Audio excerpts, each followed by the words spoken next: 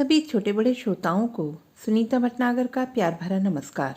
Audio stories के हमारे channel कहानी जगत में आप सभी का स्वागत है। आइए सुनते हैं मुंशी प्रेमचंद जी द्वारा रचित कहानी प्रतिशोध।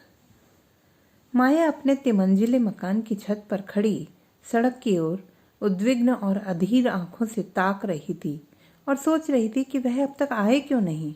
कहाँ देर लगाई, इसी गाड़ी से आने को लिखा था। गाड़ी तो आ गई होगी। स्टेशन से मुसाफिर चले आ रहे हैं। इस वक्त तो कोई दूसरी गाड़ी आती नहीं। शायद असबाब वगैरह रखने में देर हुई। यार दोस्त स्टेशन पर बधाई देने के लिए पहुंच गए हों। उनसे फुर्सत मिलेगी तब घर की सुध आएगी। उनकी जगह मैं होती तो सीधे घर आती। दोस्तों से कह देती, जनाब इस वक्त मुझे माफ़ कीजिए, फिर मिलिएगा। मगर दोस्तों में तो उनकी जान बसती है।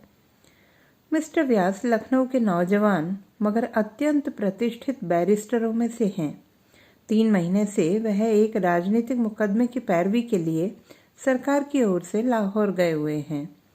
उन्होंने माया को लिखा था, जीत हो गई, 1 तारीख को मैं शाम की मेल से जरूर पहुंचूंगा। आज वही शाम है। माया ने आज सारा दिन तैयारियों में बिताया। सारा मकान धुलवाया, कमरों की सजावट के सामान साफ कराए, मोटर धुलवाई। ये 3 महीने उसने तपस्या के समान काटे थे। मगर अब तक मिस्टर व्यास नहीं आए।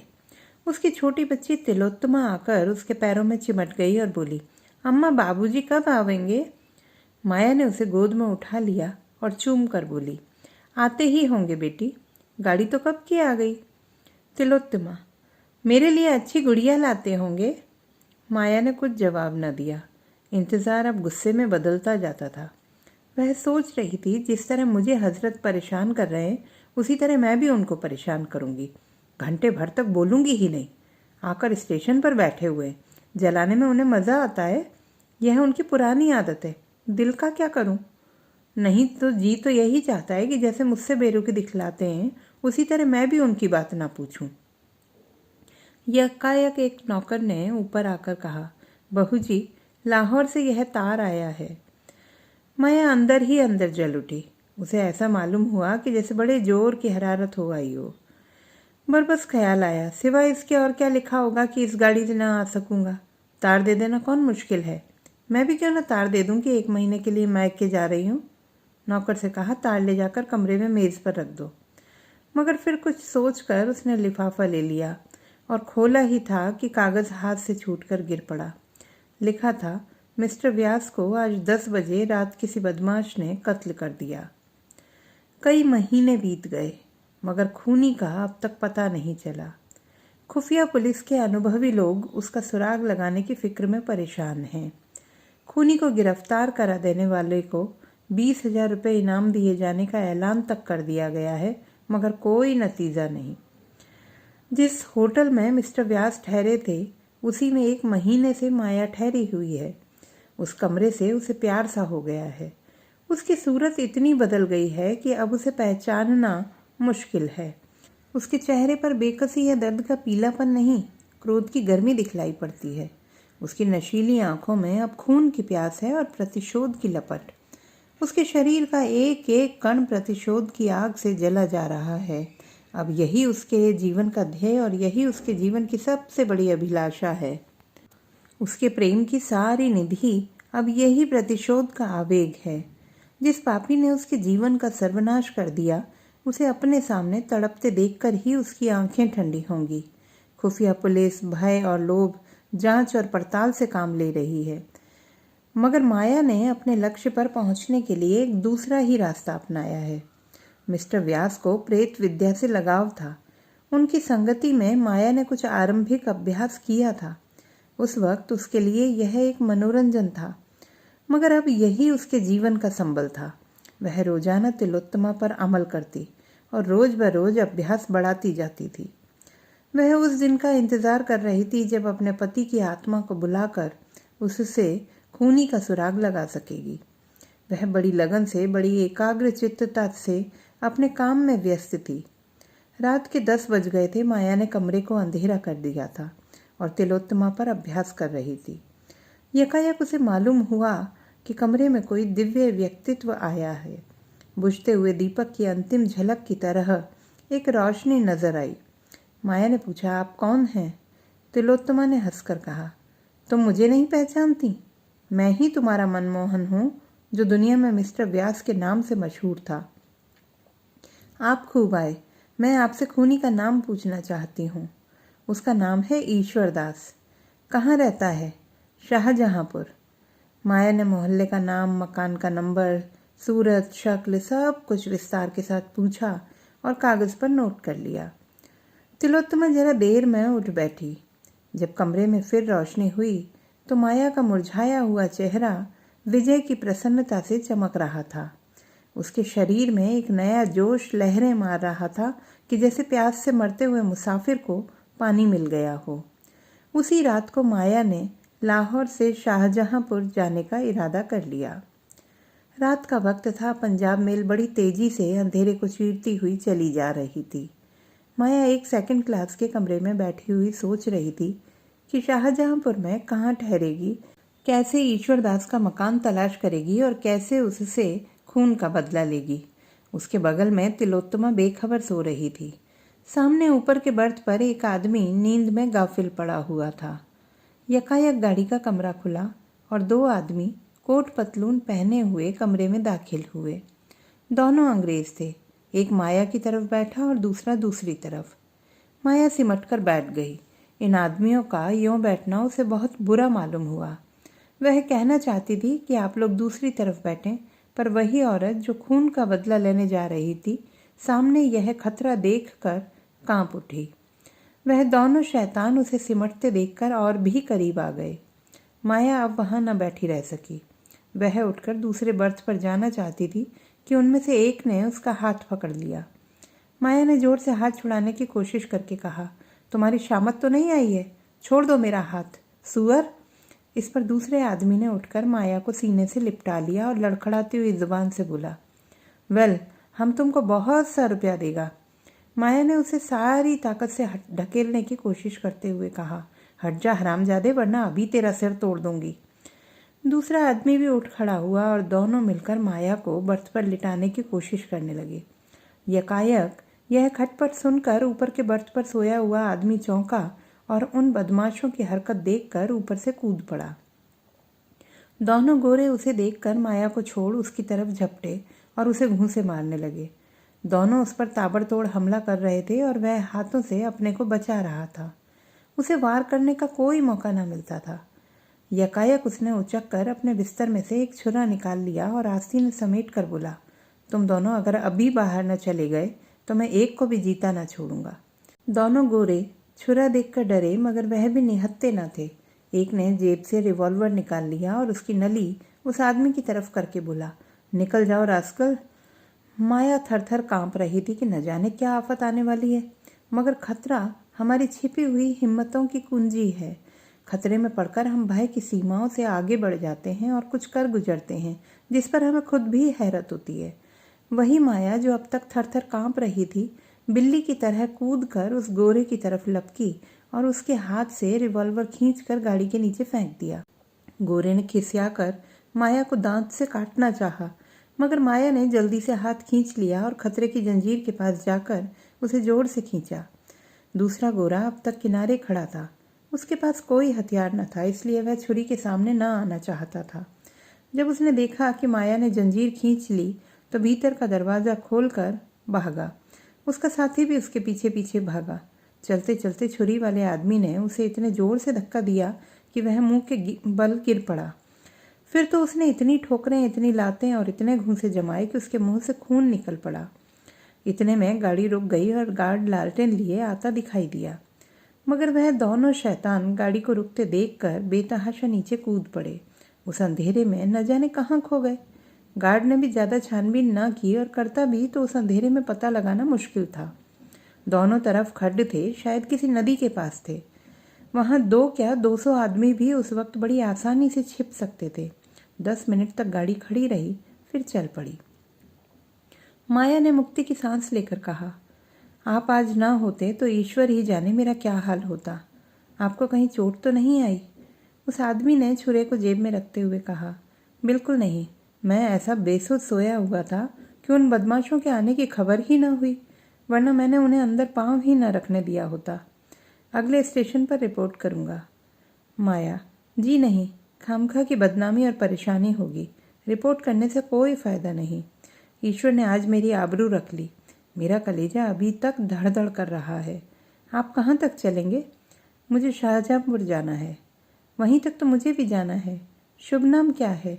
कम से कम अपने उपकारक के नाम से तो अपरिचित न रहूं। मुझे तो ईश्वर दास कहते हैं।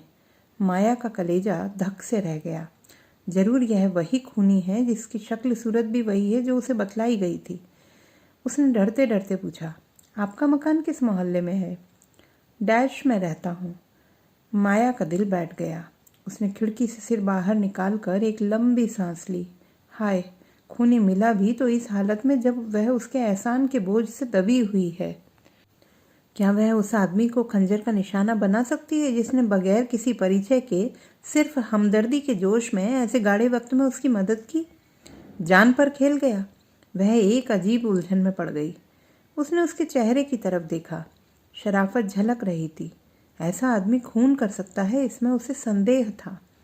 ईश्वर दास ने पूछा, आप लाहौर से आ रही हैं ना? शाहजहाँपुर में कहाँ जाइएगा? अभी तो कहीं धर्मशाला में ठहरूंगी। मकान का इंतज़ाम करना है। ईश्वर दास ने ताज्जुब से पूछा, तो वहाँ आप किसी दोस्त या रिश्तेदार के यहाँ नहीं जा रही हैं? कोई ना कोई मिल ही जाएगा। यूँ आपका असली मकान कहाँ है? असली मकान पहले लखनऊ था, अब कहीं नहीं है। मैं बेवा हूँ। ईश्वर दास ने शाहजहाँपुर में माया के लिए एक अच्छा मकान तय कर दिया था। एक नौकर भी रख दिया। दिन में कई बार हालचाल पूछने आता। माया कितना ही चाहती थी कि उसके एहसान न ले, उससे घनिष्ठता न पैदा करे, मगर वह इतना नेक, इतना बामुरवत और शरीफ था कि माया मजबूर हो जाती थी। एक दिन वह कई गमले और फर्नीचर लेकर आया। कई खूबसूरत तस्वीरें भी थीं। माया ने त्योरियां चढ़ाकर कहा, मुझे साज सामान की बिल्कुल ज़रूरत नहीं, आप नाहक तकलीफ करते हैं। ईश्वर दास ने इस तरह लज्जित होकर कि जैसे उससे कोई बड़ी भूल हो गई हो, कहा, मेरे घर में यह चीज़ें बेकार पड़ी थीं, लाकर रख दी। मैं इन टीमटाम की चीज़ों का गुलाम नहीं बनना चाहती। ईश्वर दास ने डरते डरते कहा, अगर आपको नागवार हो तो उठवा ले जाऊं? माया ने देखा कि उसकी आंखें भर आई हैं। मजबूर होकर बोली, अब आप ले आए हैं तो रहने दीजिए, मगर आगे से कोई ऐसी चीज़ न लाइएगा। एक दिन माया का नौकर न आया। माया ने 8-9 बजे तक उसकी राह देखी। जब अब भी ना आया तो उसने झूठे बर्तन मांजना शुरू कर दिया। उसे कभी अपने हाथ से चौका बर्तन करने का संयोग ना हुआ था। बार बार अपनी हालत पर रोना आता था। एक दिन वह था कि उसके घर में नौकरों की एक पलटन थी। आज उसे अपने हाथों बर्तन मांजने पड़ रहे हैं। तिलोत्तमा दौड़ दौड़ कर बड़े जोश से काम कर रही थी। उसे कोई फिक्र न थी। अपने हाथों से काम करने का, अपने को उपयोगी साबित करने का ऐसा अच्छा मौका पाकर उसकी खुशी की सीमा न रही। इतने में ईश्वरदास आकर खड़ा हो गया और माया को बर्तन मांजते देखकर बोला, यह आप क्या कर रही हैं? रहने दीजिए, मैं अभी एक आदमी को बुलवाए लाता हूँ। आपने मुझे क्यों न खबर की? राम राम, उठाइए वहाँ से। माया ने लापरवाही से कहा, कोई ज़रूरत नहीं, आप तकलीफ़ न कीजिए, मैं अभी मांजे लेती हूँ। इसकी ज़रूरत भी क्या, मैं 1 मिनट में आता हूँ। नहीं, आप किसी को न लाइए, मैं इतने बर्तन आसानी से धो लूँगी। अच्छा तो लाइए, मैं भी कुछ मदद करूँ। यह कहकर उसने डोल उठा लिया और बाहर से पानी लेने दौड़ा। पानी लाकर उसने मजे हुए बर्तनों को धोना शुरू किया। माया ने उसके हाथ से बर्तन छीनने की कोशिश करके कहा, आप मुझे क्यों शर्मिंदा करते हैं? रहने दीजिए, मैं अभी साफ़ किए डालती हूँ। आप मुझे शर्मिंदा करती हैं या मैं आपको शर्मिंदा कर रहा हूँ? आप यहाँ मुसाफिर हैं, मैं यहाँ का रहने वाला हूँ। मेरा धर्म है कि आपकी सेवा करूँ। आपने एक ज्यादती तो यह की कि मुझे जरा भी खबर न दी। अब दूसरी ज्यादती यह कर रही हैं कि मैं इसे बर्दाश्त नहीं कर सकता। ईश्वर दास ने जरा देर में सारे बर्तन साफ करके रख दिए। ऐसा मालूम होता था कि वह ऐसे कामों का आदी है। बर्तन धोकर उसने सारे बर्तन पानी से भर दिए और तब माथे से पसीना पहुँचता हुआ बोला, बाजार से कोई चीज़ लानी हो तो बतला दीजिए, मैं अभी ला दूँ। माया, जी नहीं, माफ़ कीजिए, आप अपने घर का रास्ता लीजिए। ईश्वरदास, तिलोत्तमा, आज तुम्हें सैर करा लाएं? माया, जी नहीं, रहने दीजिए, इस वक्त सैर करने नहीं जाती। माया ने यह शब्द इतने रूखेपन से कहे कि ईश्वरदास का मुंह उतर गया। उसने दोबारा कुछ न कहा। चुपके से चला गया। उसके जाने के बाद माया ने सोचा, मैंने उसके साथ कितनी बेमुरव्वती की। रेलगाड़ी की उस दुखद घटना के बाद उसके दिल में बराबर प्रतिशोध और मनुष्यता में लड़ाई छिड़ी हुई थी। अगर ईश्वरदास उस मौके पर स्वर्ग के एक दूत की तरह न आ जाता तो आज उसकी क्या हालत होती, यह ख्याल करके उसके रोए खड़े हो जाते थे और ईश्वरदास के लिए उसके दिल की गहराइयों से कृतज्ञता के शब्द निकलते। क्या अपने ऊपर इतना बड़ा एहसान करने वाले के खून से अपने हाथ रंगेगी? लेकिन उसी के हाथों से उसे यह मनहूस दिन भी तो देखना पड़ा। उसी के कारण तो उसने रेल का वह सफ़र किया था, वरना वह अकेले बिना किसी दोस्त या मददगार के सफ़र ही क्यों करती। उसी के कारण तो आज वह वैधव्य की विपत्तियां झेल रही है और सारी उम्र झेलेगी। इन बातों का ख्याल करके उसकी आंखें लाल हो जाती, मुंह से एक गर्म आह निकल जाती और जी चाहता इसी वक्त कटार लेकर चल पड़े और उसका काम तमाम कर दे। आज माया ने अंतिम निश्चय कर लिया। उसने ईश्वरदास को दावत दी थी, यही उसकी आखिरी दावत होगी। ईश्वरदास ने उस पर एहसान जरूर किए हैं, लेकिन दुनिया में कोई एहसान, कोई नेकी उस शोक के दाग को मिटा सकती है। रात के 9 बजे ईश्वरदास आया तो माया ने अपनी वाणी में प्रेम का आवेग भरकर कहा, बैठिए, आपके लिए गर्म गर्म पूड़ियाँ निकाल दूं। ईश्वरदास, क्या अभी तक आप मेरे इंतजार में बैठी हुई हैं? नाहक गर्मी में परेशान हुई। माया ने थाली परस कर उसके सामने रखते हुए कहा, मैं खाना पकाना नहीं जानती, अगर कोई चीज़ अच्छी न लगे तो माफ़ कीजिएगा। ईश्वरदास ने खूब तारीफ करके एक एक चीज़ खाई। ऐसी स्वादिष्ट चीज़ें उसने अपनी उम्र में कभी न खाई थी। आप तो कहती थी मैं खाना पकाना नहीं जानती, तो क्या मैं गलत कहती थी? बिल्कुल गलत। आपने खुद अपनी गलती साबित कर दी। ऐसे खस्ते मैंने ज़िंदगी में कभी ना खाए थे। आप मुझे बनाते हैं। अच्छा साहब, बना लीजिए। नहीं, मैं बनाता नहीं, बिल्कुल सच कहता हूँ। किस किस चीज़ की तारीफ़ करूँ? चाहता हूँ कोई ऐब निकालूँ, लेकिन सूझता ही नहीं। अब कि मैं अपने दोस्तों की दावत करूँगा तो आपको एक दिन तकलीफ़ दूंगा। हाँ, शौक़ से कीजिए, मैं हाजिर हूँ। खाते खाते 10 बज गए। तिलोत्तमा सो गई। गली में भी सन्नाटा हो गया। ईश्वरदास चलने को तैयार हुआ तो माया बोली, क्या आप चले जाएंगे? क्यों ना आज यहीं सो रहिए, मुझे कुछ डर लग रहा है। आप बाहर के कमरे में सो रहिएगा, मैं अंदर आंगन में सो रहूंगी। ईश्वरदास ने क्षण भर सोचकर कहा, अच्छी बात है। आपने पहले कभी न कहा कि आपको इस घर में डर लगता है, वरना मैं किसी भरोसे की बुढ़ी औरत को रात को सोने के लिए ठीक कर देता। ईश्वरदास ने तो कमरे में आसन जमाया। माया अंदर खाना खाने गई, लेकिन आज उसके गले के नीचे एक कौर भी न उतर सका। उसका दिल जोर जोर से धड़क रहा था। दिल पर एक डर सा छाया हुआ था। ईश्वरदास कहीं जाग पड़ा तो उसे उस वक्त कितनी शर्मिंदगी होगी। माया ने कटार को खूब तेज कर रखा था। आज दिन भर उसे हाथ में लेकर अभ्यास किया। वह इस तरह वार करेगी कि खाली ही न जाए। अगर ईश्वरदास जाग ही पड़ा तो भी जानलेवा घाव लगेगा। जब आधी रात हो गई और ईश्वरदास के खर्राटों की आवाज़ें कानों में आने लगी तो माया कटार लेकर उठी, पर उसका सारा शरीर कांप रहा था। भय और संकल्प, आकर्षण और घृणा एक साथ कभी उसे एक कदम आगे बढ़ा देती तो कभी पीछे हटा देती। ऐसा मालूम होता था जैसे सारा मकान, सारा आसमान चक्कर खा रहा है। कमरे की हर एक चीज़ घूमती हुई नजर आ रही थी, मगर एक क्षण में यह बेचैनी दूर हो गई और दिल पर डर छा गया। वह दबे पांव ईश्वरदास के कमरे तक आई, फिर उसके कदम वहीं जम गए। उसकी आंखों से आंसू बहने लगे। आह, मैं कितनी कमज़ोर हूँ। जिस आदमी ने मेरा सर्वनाश कर दिया, मेरी हरी भरी खेती उजाड़ दी, मेरे लहलहाते हुए उपवन को वीरान कर दिया, मुझे हमेशा के लिए आग के जलते हुए कुंडों में डाल दिया, उससे मैं खून का बदला भी नहीं ले सकती। वह मेरी ही बहनें थीं जो तलवार और बंदूक लेकर मैदान में लड़ती थीं, दहकती हुई चिता में हंसते हंसते बैठ जाती थी। उसे उस वक्त ऐसा मालूम हुआ कि मिस्टर व्यास सामने खड़े हैं और उसे आगे बढ़ने की प्रेरणा दे रहे हैं। कह रहे हैं, क्या तुम मेरे खून का बदला ना लोगी? मेरी आत्मा प्रतिशोध के लिए तड़प रही है, क्या उसे हमेशा हमेशा यूं ही तड़पाती रहोगी? क्या यही वफा की शर्त थी? इन विचारों ने माया की भावनाओं को भड़का दिया। उसकी आंखें खून की तरह लाल हो गईं, होंठ दांतों के नीचे दब गए और कटार के हत्थे पर मुट्ठी बंद गई। एक उन्माद सा छा गया। उसने कमरे के अंदर पैर रखा, मगर ईश्वरदास की आंखें खुल गई थीं। कमरे में लालटेन की मध्यम रोशनी थी।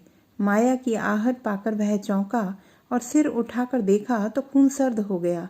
माया प्रलय की मूर्ति बनी हाथ में नंगी कटार लिए उसकी तरफ चली आ रही थी।